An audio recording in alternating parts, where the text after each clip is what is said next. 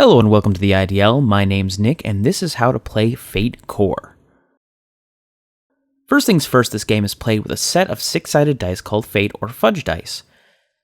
They have 2 blank sides, 2 positive sides, and 2 negative sides. If you don't have access to these dice, don't fret. You can use regular d6s as well. You can say 1 to 2 are negative, 3 to 4 are blank, and 5 to 6 are positive. You also need a character sheet, which can be found on the Evil Hat website. If you're using a virtual tabletop, you can also check that they have the game on your preferred VTT as well. I personally often use regular index cards to write my characters and bad guys on. The last thing you'll want is some token to represent fate points. They are a kind of meta currency that are used to influence the story in some capacity. We'll go over more about them and what they do later. You don't necessarily need a physical token. Your players can also keep track of their fate points on their character sheet or in their notes. But I personally find it adds to the game to have a physical or visual token that you can give out. In person, my group uses beads, and online, I drew and uploaded tokens that I handed out on the VTT that I used. Before I can get into most of the rules of this game, we should first define the central mechanic of the game's setting: aspects. Anything and everything has aspects or are aspects. Aspects are phrases, descriptions, or facts that act as truth in fiction. Let's say you have a pet cat. You might have an aspect called Proud Cat Owner. Your pet cat might have the aspect Midday Zoomies, and the house you live in might have the aspect Beware, Cat Attacks. These are all fundamentals to the world around you in your game. They are true until they aren't, but they also have mechanical benefits as well. When you invoke an aspect, you are spending a fate point to gain some kind of bonus in a situation. Say your friend's cat is sick or doesn't know why. You try to diagnose the cat but get a bad score. You can invoke Proud Cat Owner and say that because you're a proud cat owner, you know all about cats and can get either a +2 to the roll or re-roll the dice altogether. Let's say a burglar sneaks into your house and you catch him and you try to apprehend him. Your house has the aspect Beware, Cat Attack, which means you can invoke that aspect in your house to get a bonus. However, this is an aspect that isn't on your character sheet, meaning that the burglar could invoke it as well. Lastly, your cat may have the aspect Midday Zoomies. You could invoke it to say that your cat is really fast in the situation, but the GM could also compel this aspect. Let's say that your cat needs to stand still to take some medicine. The GM could compel this aspect as a trouble. They would offer you a fate point instead of you spending one, and the idea is that the cat would give in to its trouble and not stay still, complicating the scene in some way. Of course, in this situation, if you really need your cat to stay still and take its medicine, you can spend a fate point to tell the GM no, he resists this temptation, and he stays still. This being said, all along the rest of this tutorial, you'll find aspects are used almost in every step of playing this game.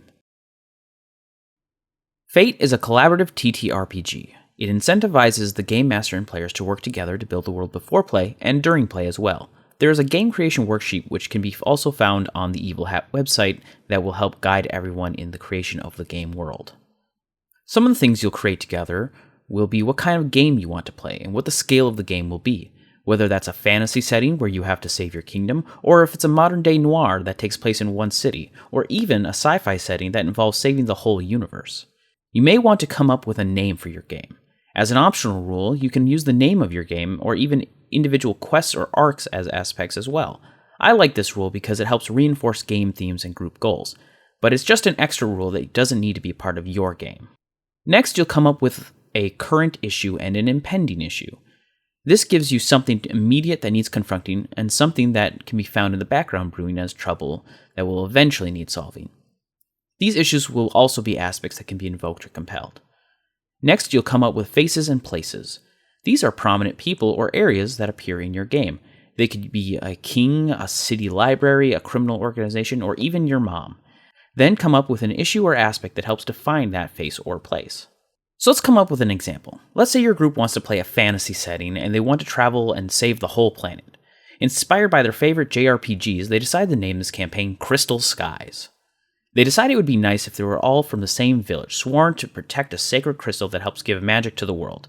For their current issue, they want to start smaller and say there's a group of thieves who are trying to steal the crystal from the village, and they name this issue Crystal Thieves. For an impending issue, they decide the crystals of the world are being overused and are shattering, making magic unstable and threatening to destroy the whole world. So they name this impending issue Shattered Crystals, Shattered World. For faces and places, they decide a place could be their home village that guards the crystal. They call it Windshard Village, and the aspect they give it is Home of the Wind Crystal, to tie it into the game name Crystal Skies. hoping it'll play a big part in their journey. They also decide to give it an issue that they call Prone to Attack, to say that the current issue is not a one-off thing, and that's why the crystal needs guardians in the first place. A face they decide was the local bandit king Krorgar, who leads the Crystal Thieves. They give him the aspect called Rags to Riches to imply both where he started and what his goal is. Here is an extremely important part of the game. The players as well as the GM will want to be versed in character creation. This is because of something called the Bronze Rule. I've already mentioned the versatility of aspects, but even more so, the Bronze Rule dictates that everything and anything can be a character. A human, a gun, magic, a city, all of them can be made as a character. Something to keep in mind throughout the section is that the game of Fate is best played with characters that are proactive. That means characters that have wants and directions. In the first part of character creation, you'll come up with your character concept. This comes in the form of your aspects. The first aspect you'll come up with is your high concept. The high concept is what defines your character, such as a master swordsman or elven cyber hacker from space. The next aspect you'll come up with will be your trouble. The trouble should be something that can be easily compelled by the GM. This could be something dangerous like on the run, or a responsibility that you have, such as family man. Troubles shouldn't be directly related to your high concept either. This will help give it more depth to your concept. After that, come up with your name and you're set to take on the second step. The second part of your character creation is the phase trio. This is where you define your character's backstory and your relation to the other characters. At each step, you'll come up with a summary of what happened and then an aspect that reflects that part of your life. Phase 1 is your adventure. This is the first adventure your character goes on, where it all started. Phase 2 is crossing paths. In some way or form, you will all choose another character's adventure, and your character was a supporting role in that adventure. That could mean you added a complication to their adventure, you helped solve a situation, or both. Phase 3 is crossing paths again. In this phase, you'll do the same thing as you did in Phase 2, but for another player's adventure. Let's jump back into our example game, Crystal Skies. We'll say the players of this game are Bill, Paula, and Jesse. Bill comes up with Charger, whose high concept is Large Guardian, Larger Sword. His trouble is Too Fast, Too Furious. His first adventure, Bill decides, was that when the town was overrun by wild boars and he was in charge of stopping them. He decides his aspect from this adventure is Crowd Control Master. Paola's character is named Sela, and in her adventure, she discovers a hidden room in the temple that houses the Wind Crystal that held a secret to how the crystal works. During Phase 2, it's decided that Charger crosses paths with Sela's adventure. Together, they decide that Charger adds a complication. By being too loud, it awakens a bat monster that guards that hidden room, and it attacks them. Bill decides the aspect he'll get from this phase is Monsters Are Everywhere. Jesse's character is named Val. In their adventure, they got into a fight with the village elder who called Val too young to join the Guardians. During Phase 3, crossing paths again, Charger would cross paths with Val's adventure. Together they decided since Charger is part of the Guardians, he stepped in and solved the argument by saying he would tutor Val and take him under his wing. He decides his next aspect will be Wisdom for the Youth. So now Bill's character Charger has 5 aspects: Large Guardian, Larger Sword, Too Fast, Too Furious, Crowd Control Master, Monsters Are Everywhere, and Wisdom for the Youth. Now we get to the numbers. Fate Core by default has 18 skills. I say default because when you build your world, your group might decide you're missing important skills, or you don't like some of the skills listed, or you could even come up with a whole different slate of skills. But for the sake of this tutorial, let's just look at the default 18. The skill list includes Athletics, Burglary, Contacts, Crafts, Deceive, Drive, Empathy, Fight, Investigate, Lore, Notice, Physique, Provoke, Rapport, Resources, Shoot, Stealth, and Will. Each skill has a numerical rating. This rating is what you add to your dice rolls. When you build your character, you assign your skills a set of skill ratings that are shaped like a pyramid. This means you get 1 skill at +4, 2 skills at +3, 3 skills at +2, and 4 skills at +1. This leaves you with 8 skills at +0. So as an example, Charger is in a scrap with a Crystal Thief. He decided his highest score is Physique because of his high concept. The thief comes at him with a dagger and tries to stab Charger, and Charger, having a +4 in Physique, decides to tank the attack to endure it. Bill will roll with his 4 fate dice, and he gets a blank, 2 negatives, and a positive. This leaves him with a total score of -1. But next he adds his +4, bringing the total up to 3, which is good because the enemy rolled a 2 on the attack, meaning Charger takes no damage. For a moment, let's say the attacker got a 4, meaning Charger would take a point of damage, but Charger doesn't want to take any damage from this fight. So he's able to spend a fate point and invoke his aspect Large Guardian Larger Sword to say he's a big guy who should be able to take a hit. This lets him either reroll the dice or add +2 to the roll. He decides adding +2 is good enough because his new score is 5 and he takes no damage. There are 4 outcomes to any skill check. You can either fail, tie, succeed, or succeed with style. Succeeding with style means that you rolled higher than the opposition by 3 or more shifts, which will not only succeed but give you a boon as well. When you tie, you either get what you want at a cost or you get a lesser version of what you were trying to do, and what you get from each outcome depends on the action you took. There are 4 actions that you can take: overcome, create an advantage, attack, and defend. Attacking and defending are a little more self-explanatory. Attacking is meant to cause harm or take someone out of the scene.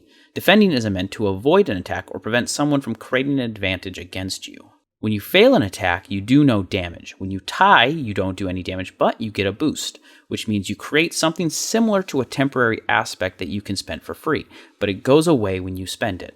When you succeed in attack, you deal damage, and when you succeed with style, you can choose to reduce the value of your hit by 1 to gain a boost. When you fail to defend, you take whatever you were defending against.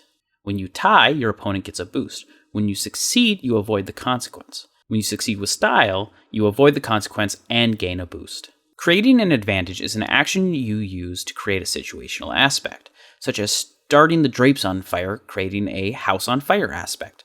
Or you gain access to an existing but hidden aspect, such as learning a bad guy's trouble. When you fail, you don't create the aspect, or you do and the opponent gets a free invoke from it. On a tie, you get a boost when creating an aspect, but gaining access to an existing aspect will give you a free invoke. When you succeed, you get the aspect with a free invoke, and when you succeed with style, you get 2 free invokes.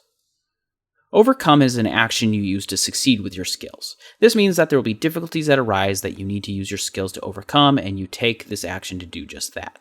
When you fail, you either just fail or you succeed at a serious cost. When you tie, you get what you want at a minor cost. When you succeed, you get what you want, and when you succeed with style, you get a boost in addition to your success. Each skill is able to overcome and create an advantage, but some skills can both attack and defend, only attack, or only defend. For example, athletics can defend but not attack, shoot can attack but not defend, and fight can be used to do either. Next, let's take a look at something called stunts. These change how your skills work, and you start with 3 of them.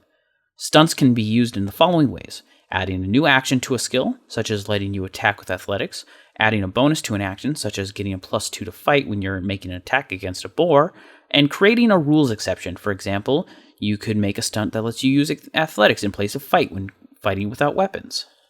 Most stunts don't go too hard in the paint and just offer small changes to how your skills work. Bigger changes, however, can still be made. You just need to limit how often you can use those stunts. This can be by making them cost a fate point to use or limiting them to once per session. So for example, Bill initially creates a stunt called Boar Slayer, letting him get a +2 to his fight rolls when attacking boars, but this isn't enough for him. He decides instead he wants a stunt called Boars No More. This stunt would let him deal damage to all adjacent boars when he uses fight to attack a boar. The GM decides this is very powerful as boars are a common animal companion of the Crystal Thieves, and gives Bill the option to only be able to do this once per conflict or make him spend a fate point to activate it. Bill decides to go with spending a fate point as his cost. If you think 3 stunts aren't enough, there's something you can do to get more. You see, you start with a thing called refresh. You start with 3 refresh, and at the start of every session, you refresh your fate points to 3, meaning you always start a session with 3 fate points. However, if you'd like more stunts, you can spend a refresh to get a new stunt, meaning if you want that 4th stunt, your refresh will now be 2, making you start each session with only 2 fate points. The final part of character creation is stress and consequences. These are how well your character can handle being roughed up. Your character will have 2 stress tracks, physical and mental. You start off with 2 boxes each and get more based on your skills. Physical stress is based on your physique, and mental stress is based on your will. If you have a score of 1 or 2, you'll get 1 extra box. If you have a score of 3 or 4, you'll get 2 extra boxes. So how does this work? Each box has a number. So if you have 3 stress boxes, you have 1 box, a 2 box, and a 3 box. When you take damage, you will have to tick a stress box to absorb the hit. So for example, if a boar rolled a 5 on its attack and Charger rolled a 2 to defend, he has to take 3 stress. Charger would then tick his 3 box or take a consequence. You can only tick one stress box per hit, so what happens if you take a bigger hit than your stress? So if you take a hit that's worth 2 stress and your 2 box is already checked off, you'd have to instead check the next highest box, so in this case, your 3 box. That or take a consequence. So what about those consequences?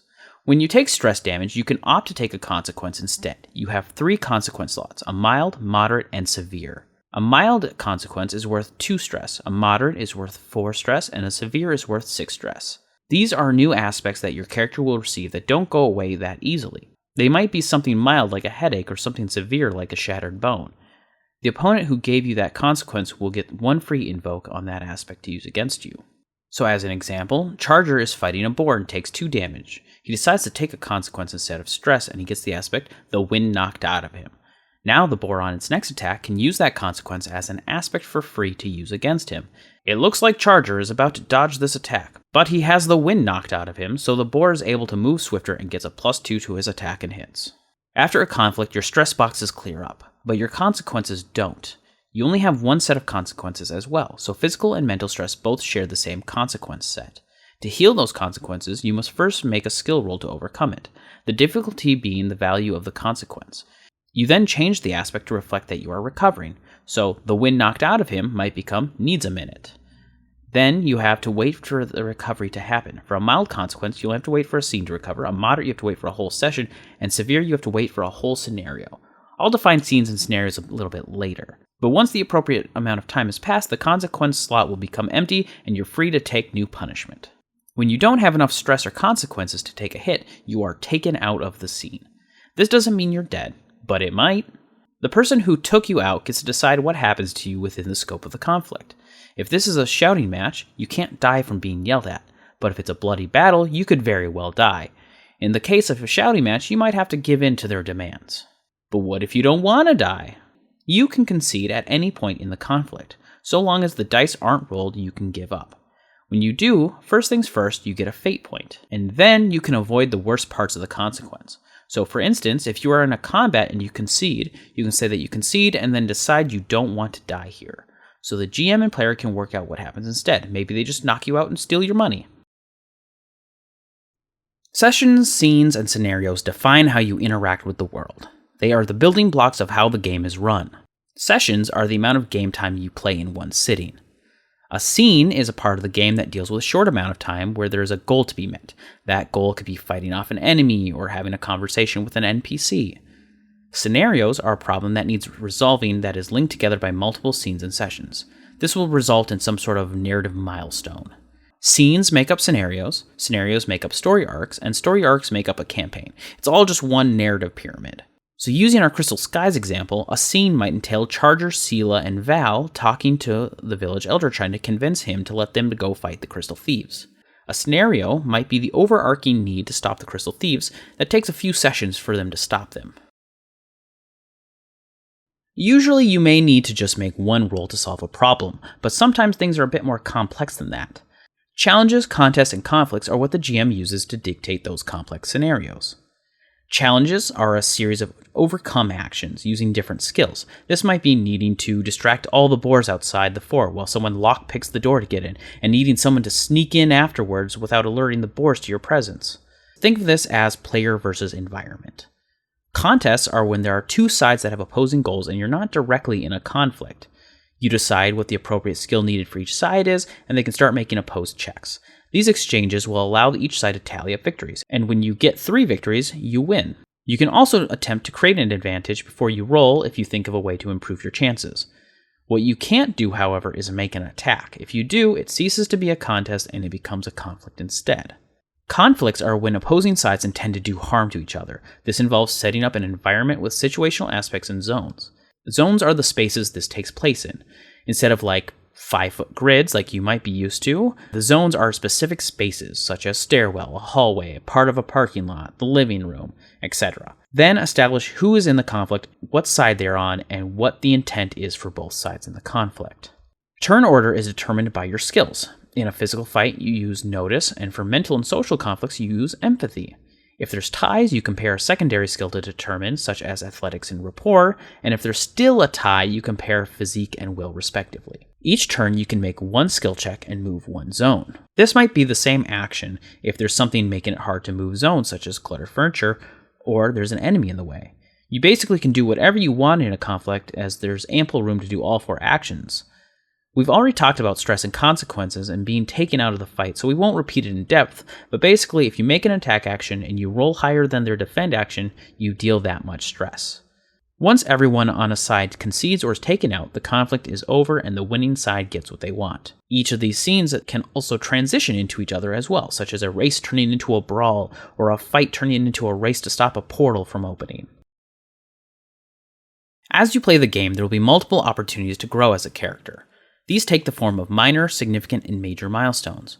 Minor milestones happen after a session or a piece of story is resolved. A significant milestone is when a scenario or a big plot event has been resolved. A major milestone is when a story arc is resolved or something world-shaking happens. During a minor milestone, you are mostly just changing your character, not necessarily improving them. This can come in the form of switching skill ranks around, change a stunt, get a new stunt, or rename an aspect, and you only get to do one of these things during this time. During a significant milestone, you get all the minor milestone options, but you also increase a skill point, and if you have severe consequences, you can rename them to begin recovery. During a major milestone, you do all the stuff you do during your significant milestone, but you also gain more refresh and increase a skill past the skill cap, which is 4 to start off at. And you can rename your high concept aspect if you wish. This is basically the end of the tutorial. There are things called extras, which are basically optional rules for expanding the game, but I won't go over these in this tutorial.